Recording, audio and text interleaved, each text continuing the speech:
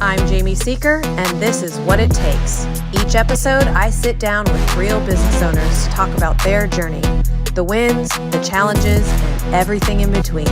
Let's dive in. Welcome to What It Takes. Today, we're thrilled to have a true coffee industry trailblazer joining us, Trevor Corlett.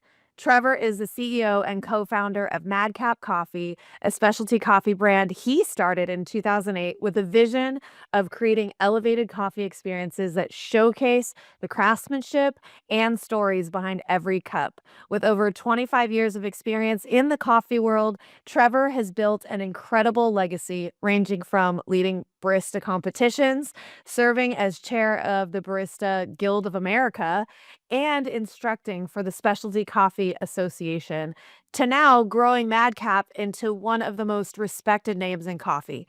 In this episode, we'll uncover Trevor's journey from barista to CEO, how he navigated the challenges of entrepreneurship, including learning from two failed ventures, and what it takes to innovate and lead in the competitive specialty coffee market. So, if you've ever wondered about the grit and grind behind a successful brand, this episode is for you. Let's get brewing. Go. So, hi, Trevor. How are you today? Doing great, Jamie. Happy to be here. Thanks for having me. Yeah, absolutely. Well, let's just start off with the beginning of your journey. What first drew you to coffee? Oh my goodness. It wasn't actually coffee that first drew me to coffee, ironically. When I first got sucked into this idea of having specifically a coffee shop, it was actually the atmosphere and the culture of coffee shops themselves that drew me to coffee and being in coffee. So yeah, I while I was in college became really passionate about this idea of having my own coffee shop. And that just it spiraled in from one thing to another, and decided I probably should learn about coffee. And the more I learned about coffee and the people behind the scenes that make coffee what it is, those specifically being the producers, then my trajectory went from yeah, sort of 0 to 60 in terms of my commitment to wanting to work in this industry for what has been my career now at this point.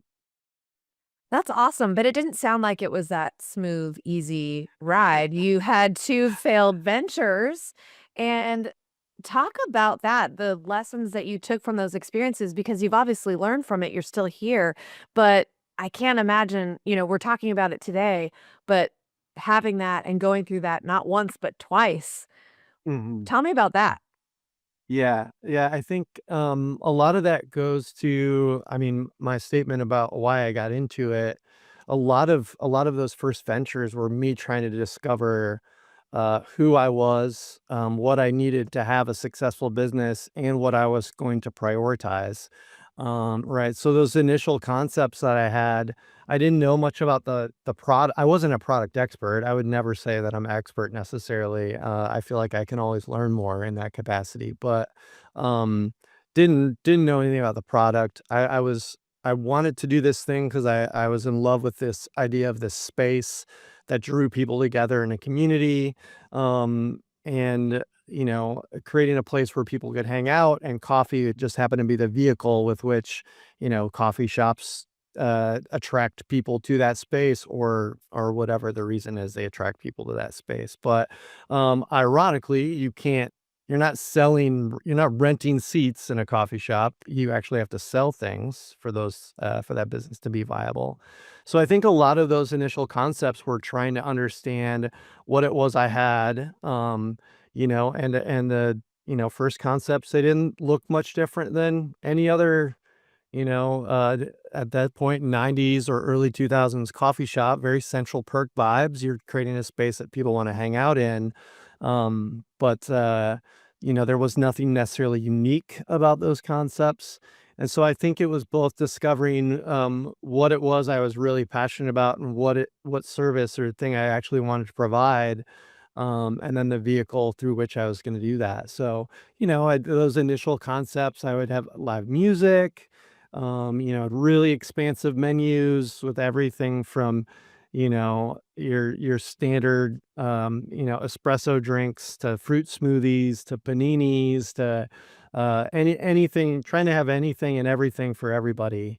And it was fine. It also, I think the big tipping point for me, in my second failed venture, I really had a moment where I sort of came to this place of like, man, this what I have is not, uh, I'm not super proud of the thing that I've created at this point. Like, Mm. and I think I learned so much about the product at that point, and my motivations were shifting, that I saw opportunity that if I created my business correctly, if I built a coffee shop well, that the global expansiveness of coffee, that even a small mom and pop coffee shop, if they're making intentional choices and building an infrastructure, that is off of, um, an actual knowledge of what's happening in an industry, even a small mom and pop coffee shop can have a positive impact in the world of coffee and the industry at large, just by being intentional about who their vendors are and how they're sourcing products. And those things can lead to, that business, or in my case, my own business, creating more of a niche and having an identity of who I wanted to be moving forward. So is that something that you feel like you established in that second venture or where you're at now? Um, mo a ton of that identity, a ton of Madcap's identity was I did discover in that second venture. That second venture lasted about 3.5 years, Mm. and it started from still being pretty naive. Like, I was roasting my own coffee at that point, so I taught myself how to roast coffee and just supplying myself, and finding vendors to source the raw product from. Um but the more I learned about the raw product, at a certain point, I, ended up becoming fair trade certified, because I just became really passionate about, being able to support producers, being able to tell their stories, and sort of this, coffee being this, one of the largest commodities in the world, one of the, I think it technically is still the most consumed beverage in the United States at this point. And most people do not know where it comes from. Or they don't know coffee's a fruit. They don't know the bean is actually a seed. They don't know it grows on a tree, that it, for the most part has to be handpicked. They don't know how many lives and hands have to touch it before they get to have their caffeine fix, at the end of the day. And the more I learned about that, the more those things defined what my business was going to become. Because, I think the transition from my last business to Madcap, I was doing so many different things that I decided I have to pick one thing, and I'm going to do that to the best of my abilities. And that really, really made a difference in defining what the business was and setting the core values, and those things are always sort of shifting and changing, but the roots have always stayed the same. Talk about what your challenges were then in first and second venture versus what your challenges are now. And what I'm hearing is that in the first one, it was more like figuring out your identity. You're everything to everybody. Hey, we're going to offer just everything so that, hopefully you have more business. And it sounds like the pendulum swung the other way in the second venture. It's like, I'm going to focus more on, infrastructure and business and whatnot. And it sounds like both sides kind of, obviously didn't pan out for you. So, Mm. what are the different challenges then versus what you're seeing today at Madcap? Yeah.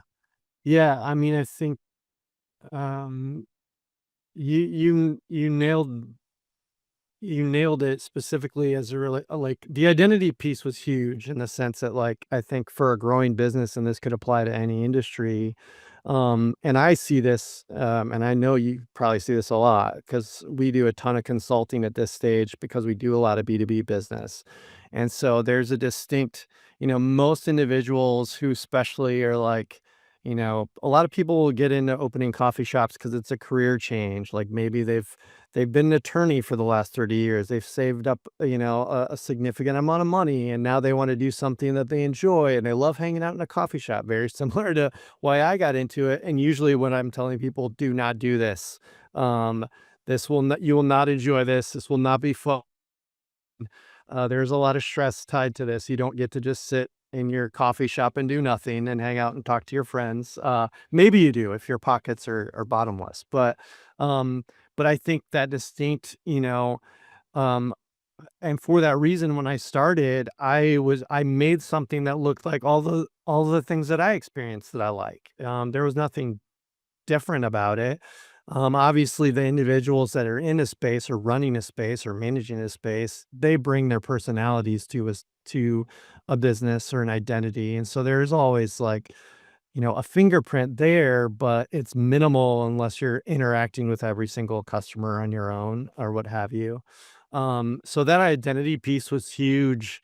And I think the irony is the more I learned and the more I understood the need for creating that identity, um, the more, I think part of our industry's culture, especially on the coffee retail, the coffee shop side, is a sort of like, hey, this is an organic thing. This is, it's a extension of someone's art or, it draws creatives to a great extent. And so there is a distinct, like, um, keeping structure at arm's length, if you will. And so everything that corporate America would tell you, this is what you should be doing, we stay away from that. And the irony is that like the things that I can add the most value as, especially as my business has grown, is providing structure, providing clarity, providing communication, and doing it in a way that's meaningful and not soulless. And like those are things I think different pieces of that with each stage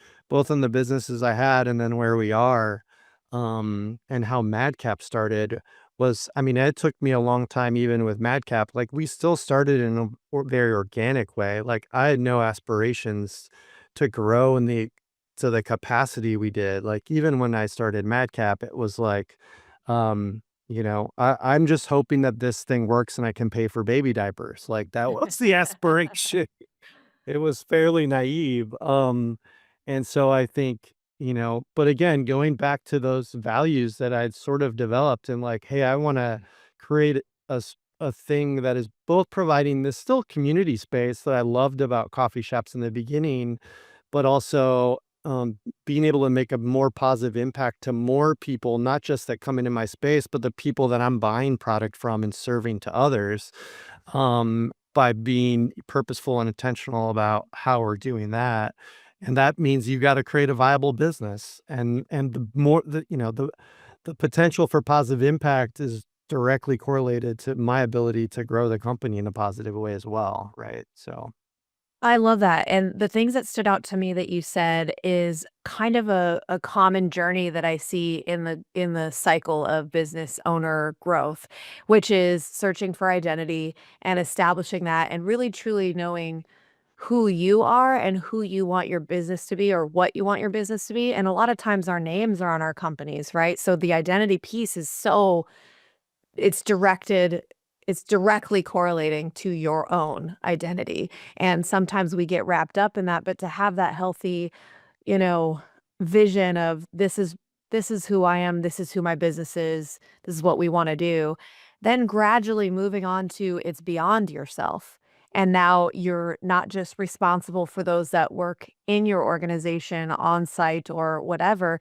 but to your vendors and your responsibility to them, and then it moves, obviously onto your customers and everything too, but that is something that I see that those that can go beyond themselves and start to see that, "Hey, what we're doing here is having a bigger impact, not just on my own people, but my own people that I'm mm, working with, my own vendors," and things like that. Those relationships really start to matter to you as a person and start to make an impact socially and globally, like you're saying. I think that's a huge standout point to me that I'm hearing you say. So, how do you differentiate Madcap with what you had done previously or even what your competitive market is now? Because the specialty coffee market is extremely competitive and you can find, something on every corner if mm. you're living in the city. So what is it that you think for you has differentiated you in this market? Yeah. I think, the biggest thing has been, one, those values that we set when I started in 2008. Um, we have not wavered from those values at all. And I Talking my think language.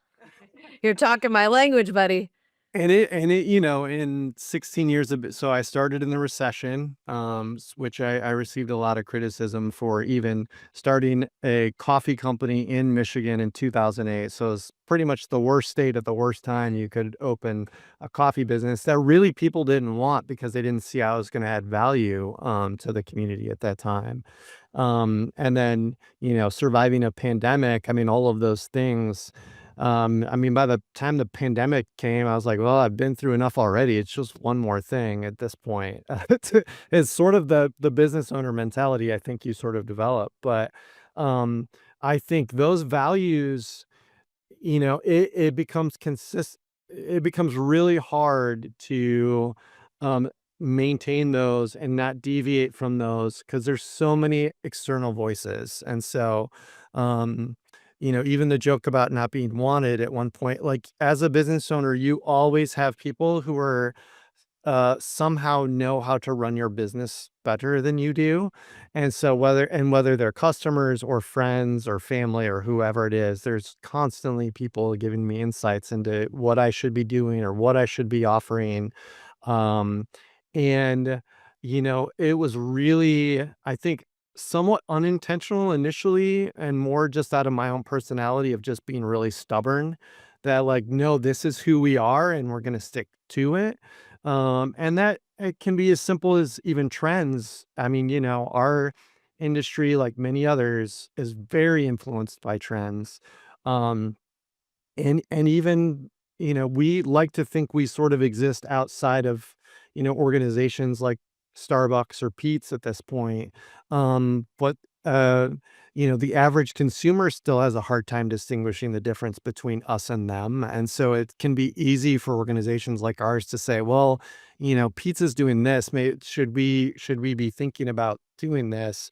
And I now have the benefit of hindsight in seeing in almost 17 years of business that, you know, jumping on those trends without intentionality, all it does is blur the lines of who people think you are and trying to understand, well, what does that company value? Like what are they focused on? Who are they?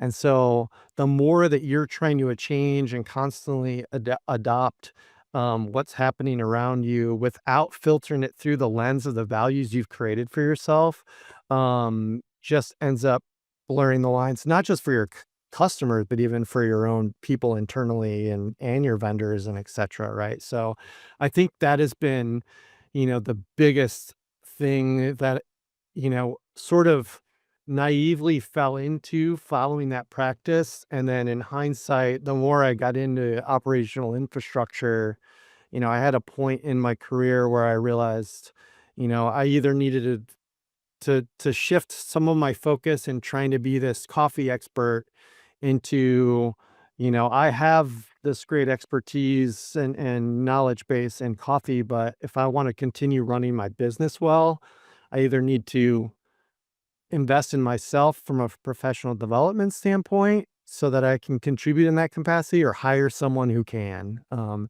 I didn't want to hire someone who can. I wanted to do it. So I really worked on that organizational infrastructure side and realized like, hey, what our values are and how we communicate them internally will have ripple effects beyond what we could possibly imagine. And so then it was even putting clarity around that. So, I mean, ultimately, the number of organizations that I speak to in a consulting capacity who, um, even if they have values, they wrote them down because they had to. They're not practicing them, So maybe that's even a failure. And I have a good friend who has who's a CEO of a company in a different industry, and they call their values practices, Mm. not values, because they want to be practicing them in the act of doing those things, not just these, somewhat lofty ideas that organizations tend to have that are at the bottom of a memo or email or whatever, right? So,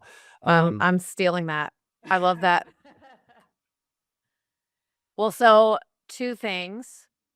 Expect challenges. When you have that perspective and the mentality, you're not just standing in the ocean waiting for the wave to hit you. You're like ready to surf the wave, right? Like that's one thing that I think you hit on is successful business owners are able to expect challenges that they're gonna come and to live out your mission. If you have a clear mission and vision and what you want to be and that, you talked about that, figuring out what your identity was going to be, how you wanted to run things and do things and incorporate that into your day-to-day, that is obviously that's great recipe for success. So that kind of leads me to my last question and giving advice for aspiring entrepreneurs or even just those business owners that listen here today, what advice would you give somebody looking to start their own business or pursue their passion, especially when it comes to truly understanding what it takes? Yeah. I I mean, 2 things I guess maybe I'd focus on. One, definitely f finding a community around you that you can surround yourself to give you honest feedback, whether, it kind of doesn't even matter what their background is, only that, that you're getting meaningful feedback coming from individuals who have your best interest at heart.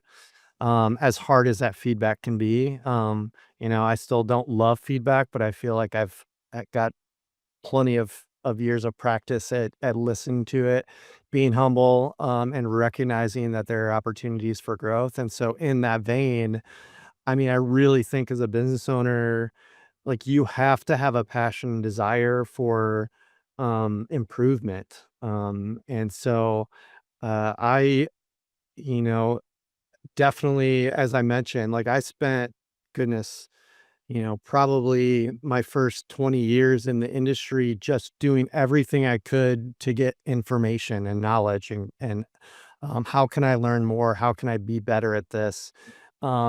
And so that shifted from being very specialized in the product to like, how can I be better in my role as the business owner, as the CEO? Like, what tools do I need in my toolbox in order to lead my team well, to lead the business well? And that involved I'm part of a CEO roundtable with my local chamber of commerce. I've been with pretty much a core group of individuals in that group for the last like 6 years or so. And it's been awesome. And we're all from very different types of industries and businesses. And I'm probably the smallest business maybe represented in that roundtable I'm in. And my problems, I mean, the parallels to the issues that we have, everything that we've kind of been talking about here. I mean, everything from the CEO of an insurance company to a law firm, to a tech company. I mean, our issues are different. Like the surroundings and the product might be different or the service might be different, but the issues are the same. The challenges are the same, just at different scales often, right? And so I've learned a lot through that group and just sharing our challenges, solutions, offering each other solutions, and resources for like where can I go to learn, how can I be better at organizational infrastructure and communication and human resources and all of those things. And so yeah, that community and desire to grow for and knowledge are huge. That is wonderful advice. Thank you so much for being with us today, Trevor. If somebody wanted to find you or Madcap Coffee, where can they go to find you? Absolutely. Yep. Our website is madcapcoffee.com. And you can, we have multiple revenue streams that include direct to consumer and coffee subscriptions. We have retail locations across the state of Michigan. So we're headquartered in Grand Rapids, but we're in Detroit and northern Michigan as well.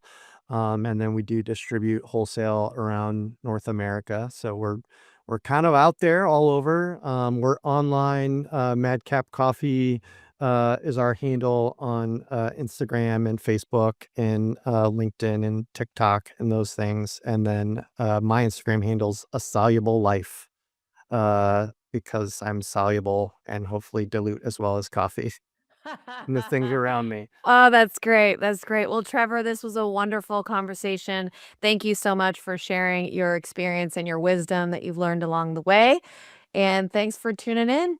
Have a great Yeah, thanks day. for having me, Jamie. Would you or someone you know like to be featured on this podcast? Our applications are now open.